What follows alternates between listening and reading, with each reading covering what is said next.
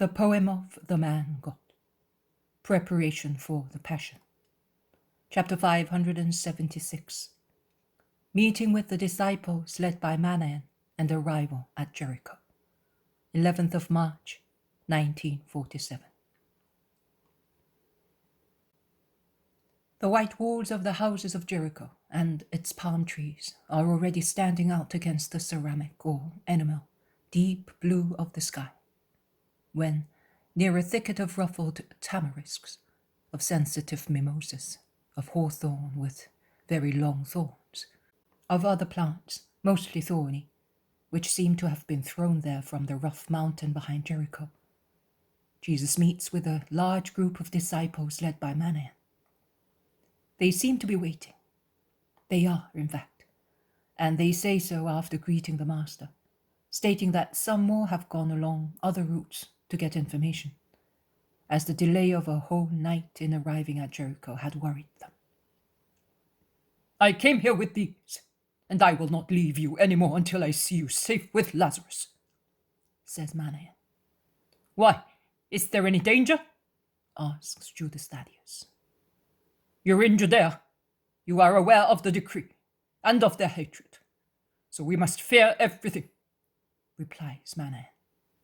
And turning towards Jesus, he says, "I brought the strongest men with me, because if they had not caught you, we presumed that you would come this way.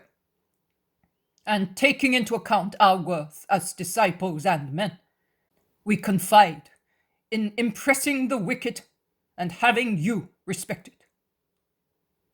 In fact, there are with him the ex-disciples of Gamaliel, John the priest, Nicolaus of Antioch, John of Ephesus, and other strong men in the prime of life, more gentlemanly looking than common people, whom I do not know.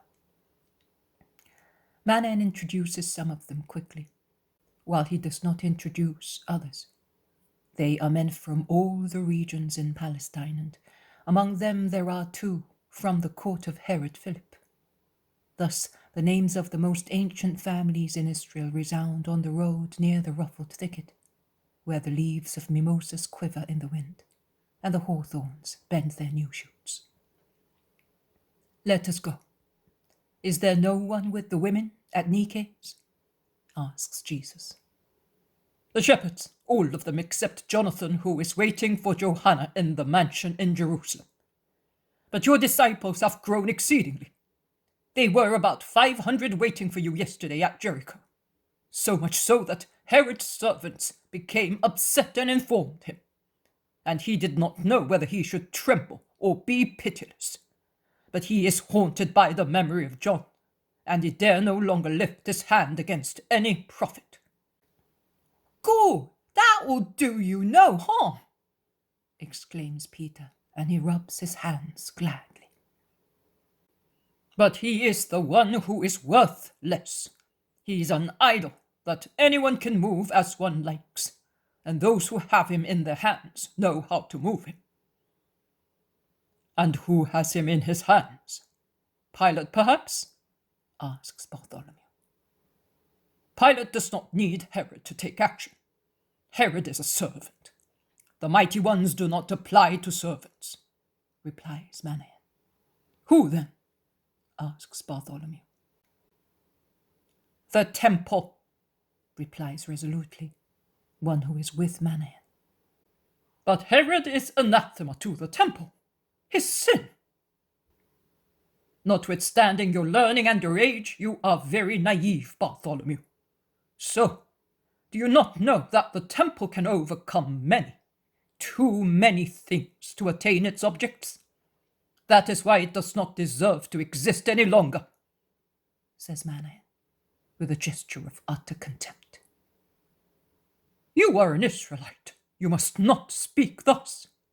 The temple is always the temple for us," says Bartholomew in an admonishing tone.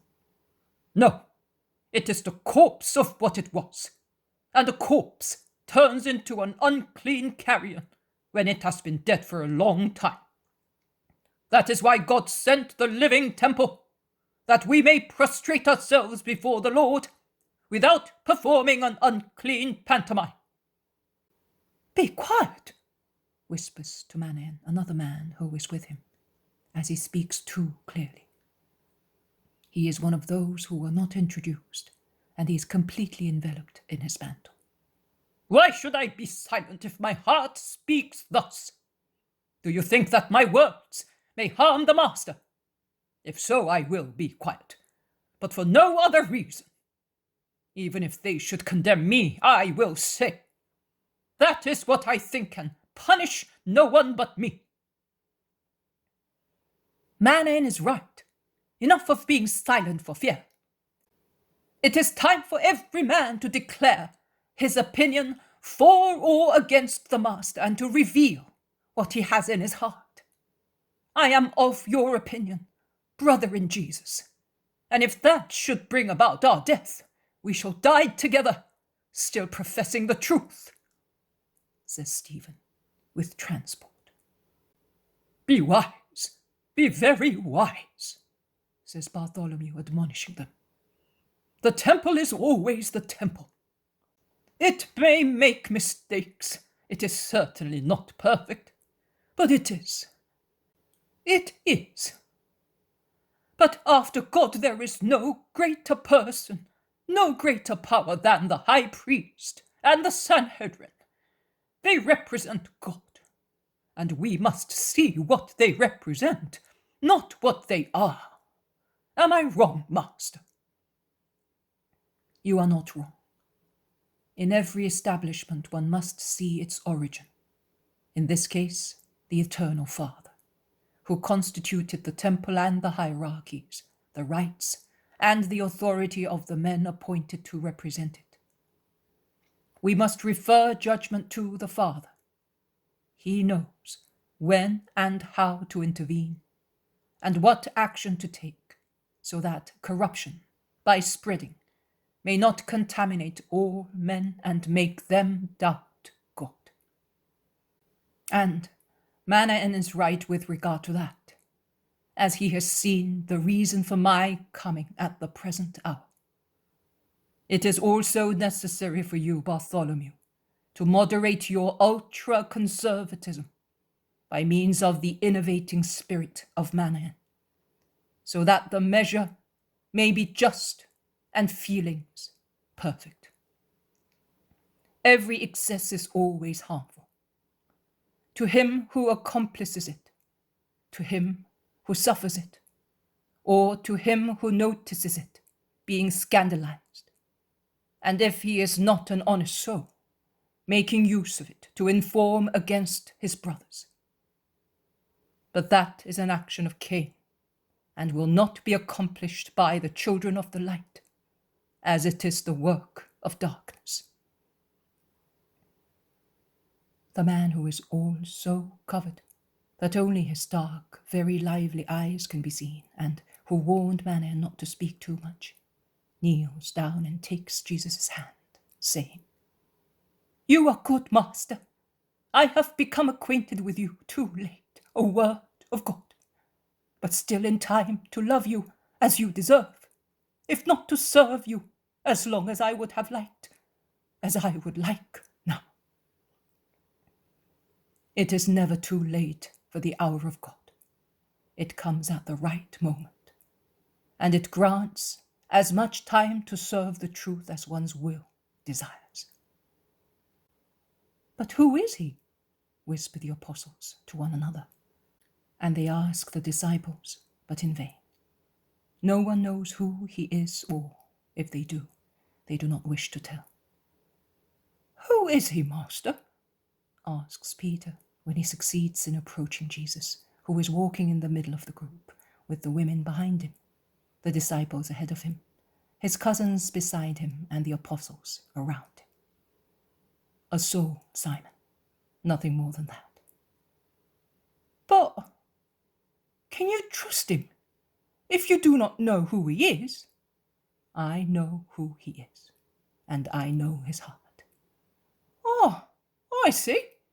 Just like the veiled woman at the clear water. I will not ask further questions. And Peter is happy because Jesus, moving away from James, draws him close to himself. They are now at Jericho. A crowd of people singing hosannas rush out of the gate, and Jesus can proceed with difficulty to cross the town going to Nike's house, which is out of Jericho on the other side. People implore him to speak. Children are lifted up as if to form a living, impassable barrier, relying on Jesus' love for the little ones. People shout, "You can speak! He has already fled to Jerusalem!" And with those words, gestures are made towards Herod's beautiful palace, which is now closed. Manaen confirms. "It is true. He went away during the night, noiselessly. He is afraid." But nothing stops Jesus. He proceeds, saying, "Peace, peace. Let those who are suffering or grieved come to Nike's house. Let those who wish to hear me come to Jerusalem. I am the pilgrim here, just like all of you. I will speak in the house of the Father. Peace, peace and blessings, peace." It is already a little triumph, a prelude to the entrance into Jerusalem, now so close at hand. I am astonished at Zacchaeus' absence, until I see him standing at the entrance of Nike's property among his friends, with the shepherds and the women disciples. They all run towards Jesus and prostrate themselves. Then they escort him while he, blessing them, proceeds through the orchard towards the hospitable house.